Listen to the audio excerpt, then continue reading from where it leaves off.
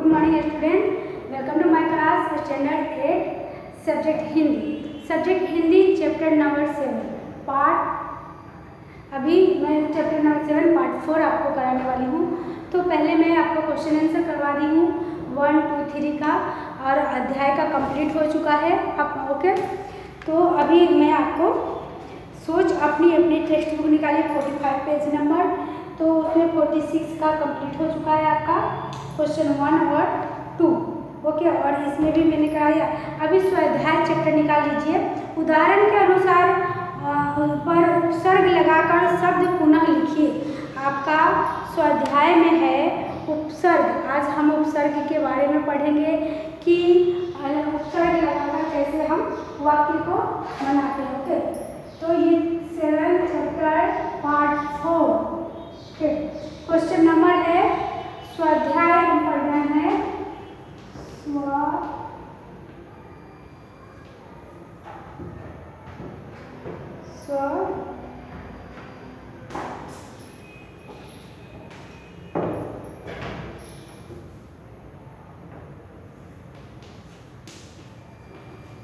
स्वाध्याय ओके है ना। स्वाध्याय करेंगे। इसमें क्वेश्चन है नंबर 1। क्वेश्चन ये बता रहा है कि उदाहरण के अनुसार, क्वेश्चन नंबर 1 की तरफ हम ध्यान देंगे। उदाहरण के अनुसार,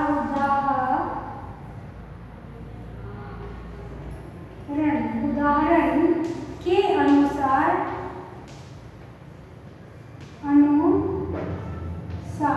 है ना। उदाहरण के अनुसार, उदाहरण के आधार पर, सॉरी क्वेश्चन लिखेंगे उदाहरण के आधार पर है ना, आधार पर उपसर्ग लगाकर शब्द उपसर्ग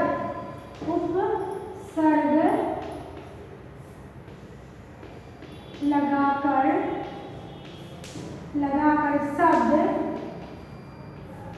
है ना, उपसर्ग लगाकर शब्द पुनः लिखिए। क्या लिखना है? शब्द पुनः लिखिए है ना। तो हम कैसे लिखेंगे? पुनः लिखिए ओके। चलिए, उदाहरण के आधार पर उपसर्ग लगाकर शब्द को पुनः लिखना है। तो जैसे आपका ऑप्शन में शब्द आ रहा है, ये यहाँ देखेंगे, ये क्या है आपका बी ओके, कॉमा, फिर आया प्र कॉमा अ कॉमा दूर है ना, कॉमा अध फिर कॉमा निर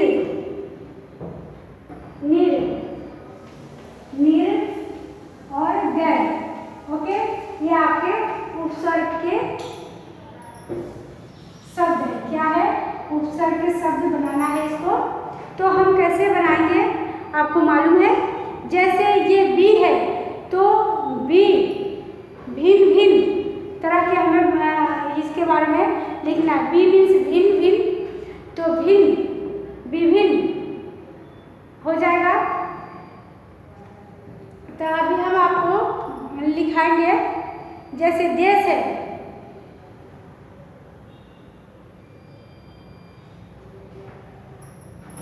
ये क्या है? बी, तो क्या लिखेंगे? विदेश। क्या लिखेंगे हम यहाँ? कौन सा प्रत्यय बनाएंगे? देश का विदेश।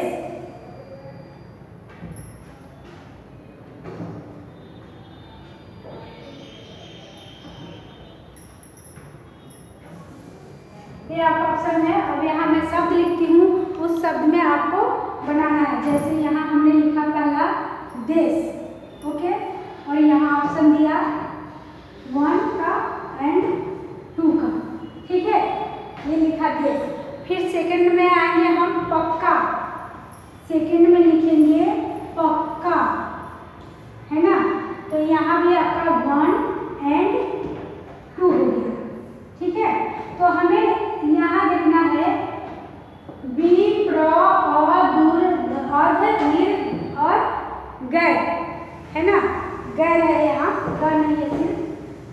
है। ओके, तो हमें देश है तो क्या लिखेंगे यहाँ, कैसे प्रत्यय उपसर्ग बनाएंगे हम, तो यहाँ हम लिखेंगे विदेश। देश का क्या होगा, विदेश। तो यहाँ डैश को मिटा के फिर ऐसे लिखेंगे विदेश, ये बी आ जाएगा तो हम सब उपसर्ग बनाएंगे विदेश, विदेश हो गया, देश विदेश। ठीक है, देश विदेश।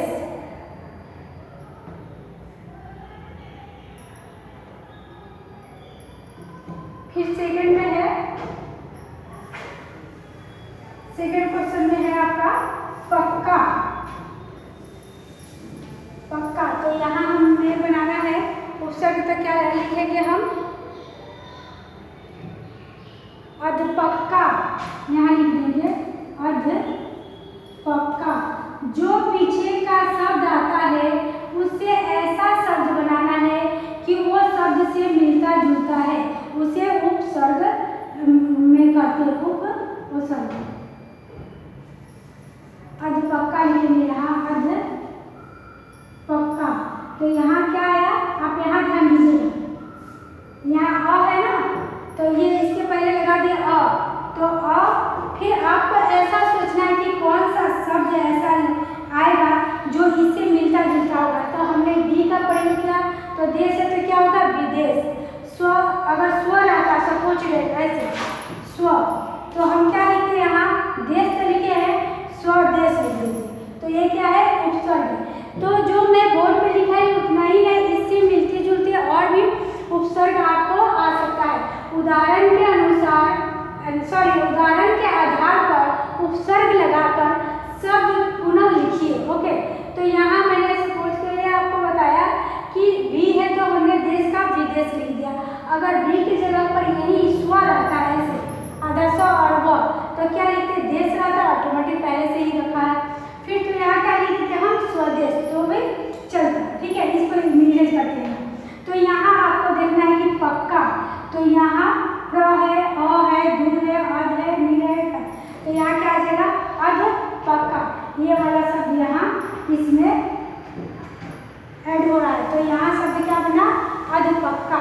चलिए थर्ड में देखेंगे उपसर्ग। थर्ड में देखना है आपको कि थर्ड नंबर में है गम। क्या है, गम, गम है ना, तो गम का क्या लिखेंगे, थर्ड नंबर में लिखेंगे हम कोई सा भी गम, जैसे लिख दिया आपको। तो गम का क्या आएगा, कौन सा ऐसा शब्द बनाएंगे जो लास्ट में गम आएगा। ओके, तो हम कौन सा बना सकते हैं, गेस कर सकते हैं आप, करिए। नहीं, चलिए ओके मैं बताती हूँ आपको। गम का लिखेंगे हम दुर्गम। क्या लिखेंगे, दुर्गम, यहाँ लिखिए दुर्गम, दुर्गम। ओके, तो क्या हुआ, गम हो गया ना आपका, दुर्गम। चलिए फोर्थ नंबर में लिखेंगे हम, फोर्थ में देखेंगे योग। क्या है, फोर्थ में योग, तो इसमें क्या है, ये वो सब योग, योगा, योग, तो क्या लिखेंगे हम योग का। इसमें देखिए कोई ऐसा शब्द है जो आप इससे योग के हिसाब से बना सकते हैं। अगर उप होगा तो क्या हो जाएगा, उपयोग। अगर उपयोग पर नहीं है तो क्या लिखेंगे हम, इसमें कौन सा आ रहा है, प्र, तो क्या लिख देंगे, प्र यहाँ लगा दीजिएगा आगे, तो क्या हो जाएगा, उपसर्ग को प्र लगा दीजिएगा, तो क्या बनेगा आपका प्रयोग। क्या बन जाएगा, प्रयोग। ओके, यहाँ हम चाहते तो उपयोग लिख सकते हैं। देखिए प्रयोग, तो क्या आपका हो गया, उपसर्ग लगाकर पुनः लिखिए, उपसर्ग को लगाकर यहाँ पुनः शब्द बनाना है, तो क्या लिखा है, योग का हो गया प्रयोग। चलिए आगे देखेंगे अब हम 5 नंबर में देखना है आपको। 5 में क्या है, जीव, जीव, जीव है ना, जीव। तो मुझे क्या देखना है यहाँ, जीव है तो कैसे बनाएंगे हम, क्या लिखेंगे यहाँ, जीव का लिखेंगे निर्जीव। कैसे लिखेंगे, यहाँ नीर है तो ऐसे तो नहीं लिख सकते, लेकिन ऐसे लिखेंगे निर्जीव। ये क्या हुआ, निर्जीव। 6 नंबर में लिखना है आपको, 6 में है बल, 6 में बल, बल। तो यहाँ क्या बना सकते हैं हम, कोई आपको दिख रहा है इसमें बी प्र आदि दूर आदि नीर गैर, तो क्या होगा, नीर आ रहा है ना, तो हम लिख सकते हैं निर्बल। क्या लिखेंगे, निर्बल। तो निर्बल ऐसे लिखेंगे हम, निर्बल। ओके। 7 नंबर में देखना है आपको, समझ, समझ, समझ। ओके। तो इसका कैसे हम उपसर्ग करेंगे, लगाकर उपसर्ग बनाएंगे। समझ है तो क्या आपको कोई दिख रहा है यहाँ, नहीं, तो गैर समझ, यहाँ गैर नहीं लगाएंगे, गैर समझ।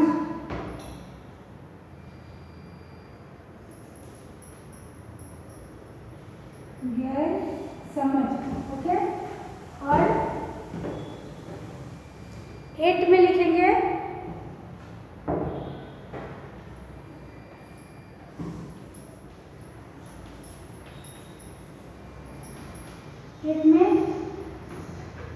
सुविधा। क्या लिखा है 8 नंबर में हमने, सुविधा। तो सुविधा का क्या लिख सकते हैं, हम बना सकते हैं, इसमें कोई है अ, तो यहाँ क्या लिख देंगे, सुविधा के आगे अ लिख देंगे, तो क्या हो जाएगा, असुविधा, असुविधा,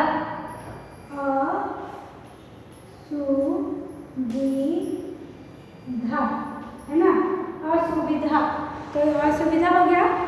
चलिए इसको इरेज करते हैं हम आगे वाला को।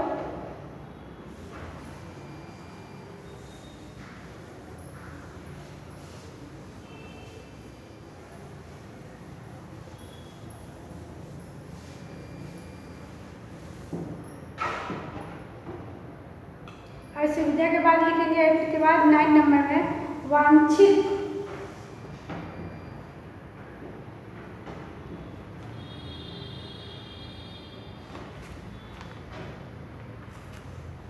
सुविधा के बाद लिखेंगे वांछित। 9 नंबर में आएगा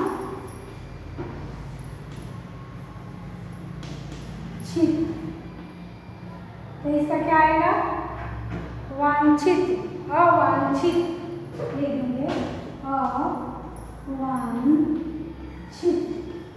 ओके।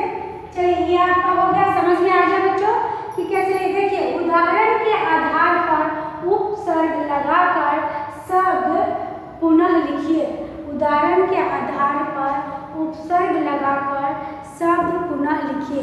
तो कैसे लिखेंगे मैंने आपको बताया, अगर ऑप्शन में है तो आप ऑप्शन में से देखिए, फिर जो नीचे शब्द लिखा गया है उससे मेल खाता है कि नहीं, उसके अनुसार ये शब्द बनने वाला है कि नहीं, वो देखना हमें ध्यान में देना है। तो हम वैसे करके उपसर्ग में बना सकते हैं। चलिए टेक्स्ट बुक में नंबर 47 में पेज नंबर, अभी तो मैंने स्वाध्याय का फर्स्ट क्वेश्चन कराया। ओके। अब सेकंड क्वेश्चन में है उदाहरण के अनुसार, ये हमने क्या पढ़ा, उपसर्ग। अब हम क्या पढ़ेंगे, प्रत्यय, उपसर्ग एंड प्रत्यय। ये उपसर्ग हो गया, अब हम यहाँ प्रत्यय पढ़ेंगे। ठीक है। तो उदाहरण के आधार पर, चलिए इसे इरेज कर दूं मैं।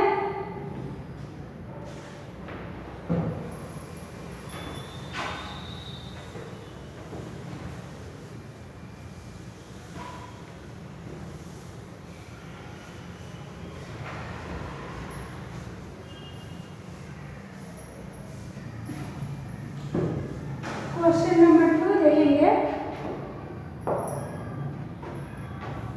क्वेश्चन नंबर 2 में है उदाहरण के आधार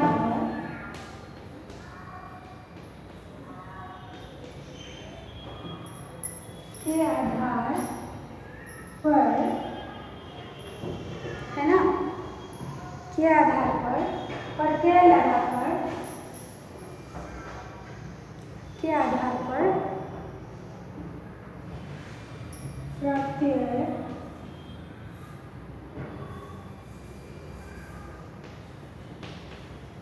प्रत्यय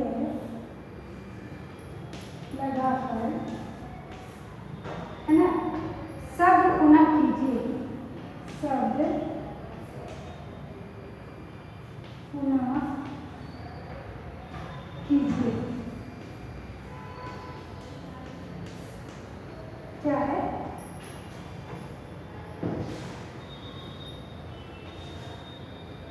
शब्द पुनः लिखिए। ओके, यहाँ आपको शब्द लिखना है।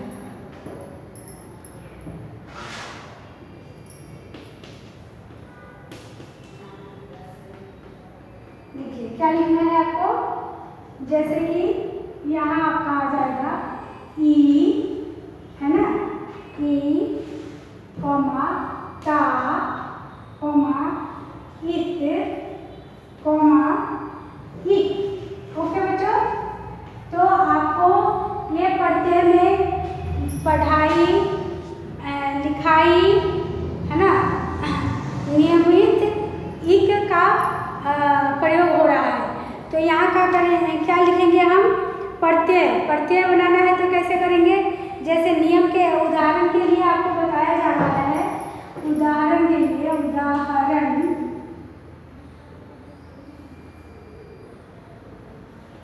उदाहरण के लिए आप देख लेंगे कि नियम, नियम क्या है? ये नियम, ठीक है।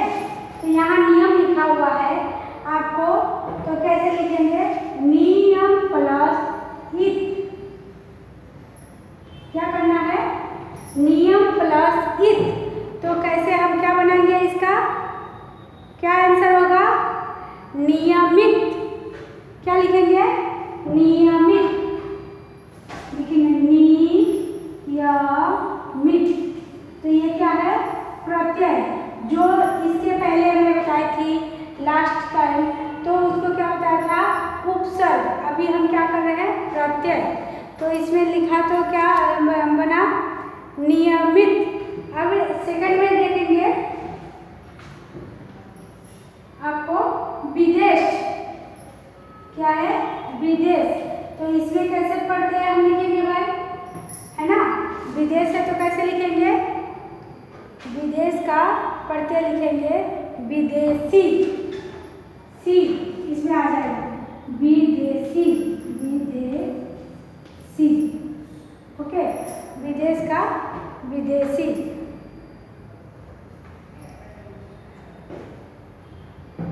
दूसरा है प्राकृतिक, प्रकृति, है ना, तो इसका क्या लिखेंगे? प्राकृतिक, है ना, प्राकृतिक,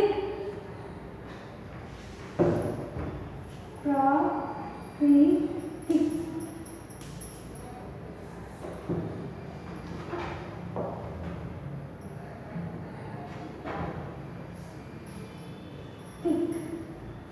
है ना, थर्ड नंबर में लिखेंगे, थर्ड में लिखेंगे पुत्र, पुत्र। तो क्या लिखेंगे? पुत्री, पुत्र। तो इस तरह लिखेंगे पुत्री, है ना। 4 नंबर में लापरवाह, लापरवाह, लापरवाह, है ना। तो क्या लिखेंगे हम? लापरवाह का लापरवाही, लापरवाही, है ना। तो ये क्या हुआ? पढ़ते। चलिए इरेज कर दो इसको।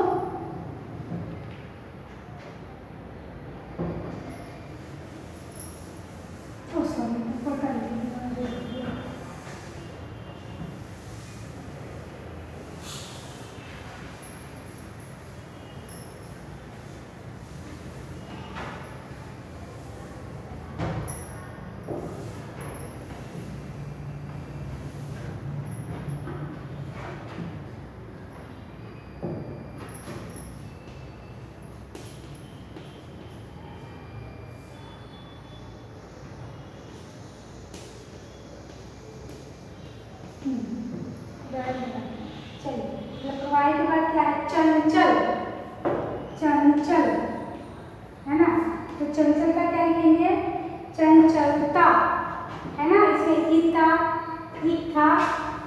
था, इक, था ना, फिर इक, ता और ई।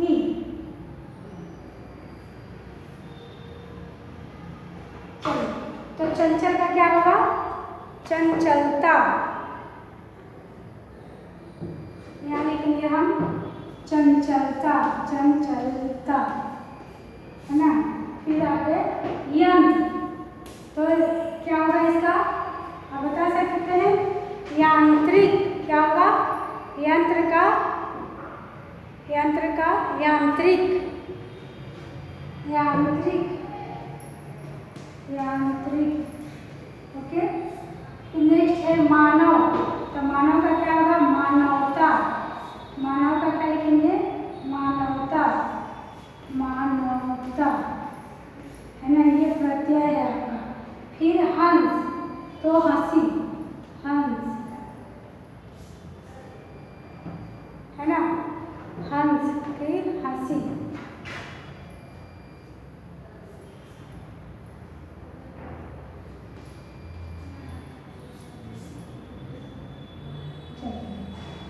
ये हो गया आपका।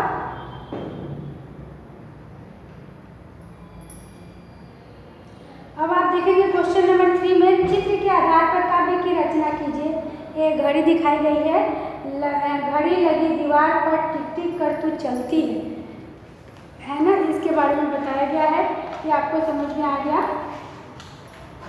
अभी मैं देखूंगी कि चौथा है, देश की उन्नति, विकास एवं रक्षा के लिए आप क्या बनना चाहेंगे? किसान या सैनिक?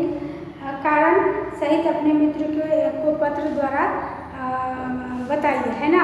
तो मैं इसको रिपीट भी कर रही हूँ, पहले भी बताई थी आपको कि देश की उन्नति, विकास एवं रक्षा के लिए क्या आप बनना चाहेंगे? किसी का, या किसान या सैनिक, जो भी आपकी इच्छा हो।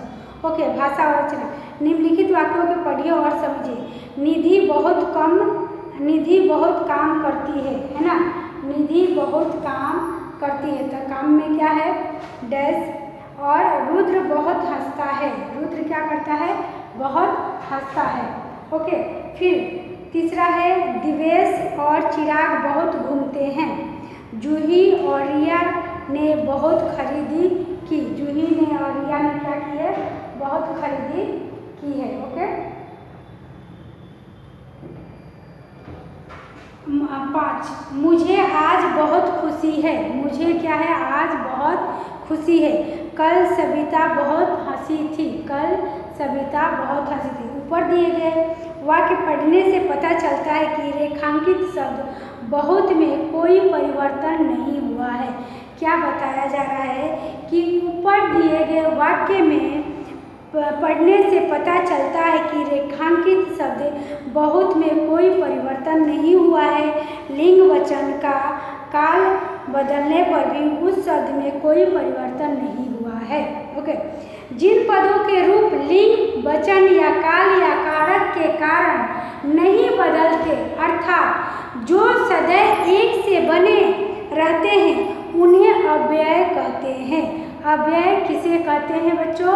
आपने उपसर्ग देखा, प्रत्यय देखा। अव्यय के बारे में मैं बता रही हूँ कि जिन पदों के रूप में लिंग, वचन, काल या कारक के कारण नहीं बदलते, अर्थात जो सदैव एक से बने रहते हैं, उन्हें अव्यय कहते हैं।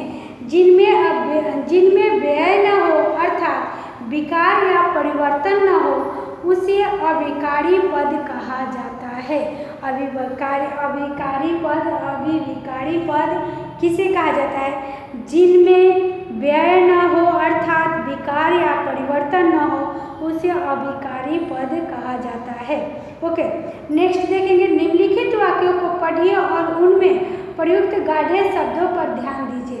जैसे एक लड़का धीरे धीरे चल रहा है।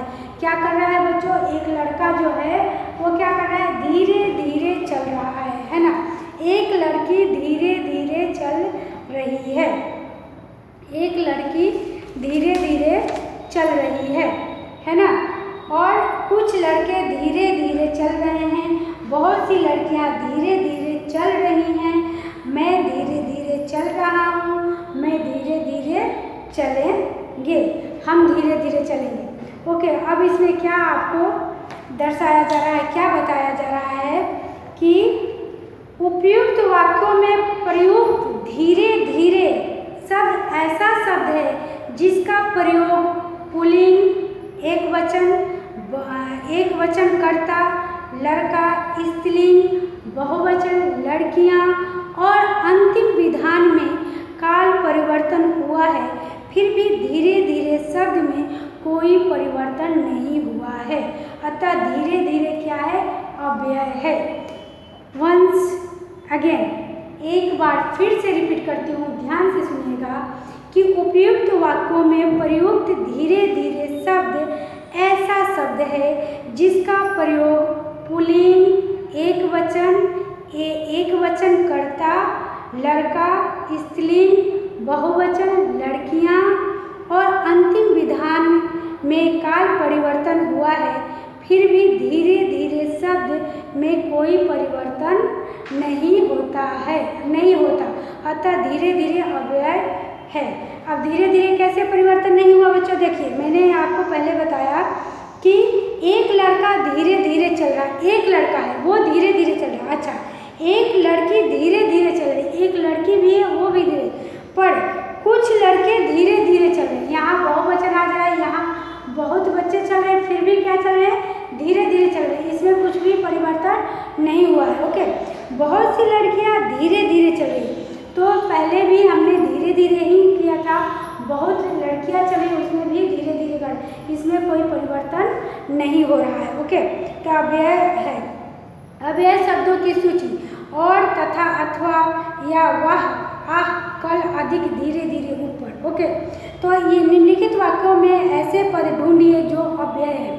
अब मैं आपको पढ़ के बता रही हूँ, उसमें आपको ढूंढना है। जैसे उमंग और सीमित घर चले गए, तो और क्या है इसमें, अव्यय। तुम्हें अपने जन्मदिन पर कैमरा चाहिए या मोबाइल चाहिए, तो इसमें अव्यय कौन है, या। ओके, ये या आपका क्या आ रहा है, अव्यय। फिर वह क्या कैच लिया है, तो वह है। दुर्योधन तथा कर्ण में गहरी मित्रता है, तथा वह तेज दौड़ा। अपने जिन शब्दों को अव्यय के रूप में चुना है, क्या ये अव्यय पद है, चर्चा कीजिए। ओके बच्चों, आज के लिए बस इतना ही। आज आपका 7 चैप्टर में इसमें क्वेश्चन आंसर भी हो गया, अब प्रत्यय उपसर्ग भी हो गया, और अव्यय के बारे में भी मैंने आपको बताया। अब लास्ट में है, अपने सोचिए, अपने जिन शब्दों को अव्यय के रूप में चुना है, क्या अव्यय पद है, चर्चा कीजिए। इसमें आपको चर्चा करना है। ओके, तो ये लेक्चर यहीं कंप्लीट होता है, और आगे आपको इसमें से कंप्लीट करना है। तो इसमें बात भी है, जैसे वक्ता को केवल अध्यक्ष को ही संबोधित करना चाहिए।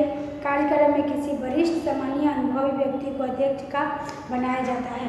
ओके बच्चों, तो Hariom, thank you, have a nice day.